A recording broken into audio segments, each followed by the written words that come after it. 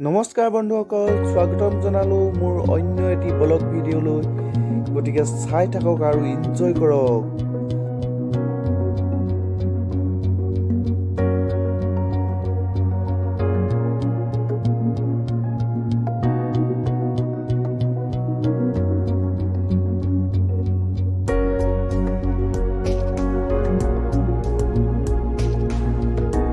বন্ধুসকল, এই গাঁওখন ক'ত অৱস্থিত আপোনালোকে জানেনে? এইখনেই হৈছে ধেমাজি ডিষ্ট্ৰিক্টৰ চিলাপথাৰ অঞ্চলৰ বেতনীপাম গাঁও। পঞ্চায়তটোৱে হৈছে বন্ধুসকল বেতনীপাম আৰু গাঁওখনৰ নামো বেতনীপাম।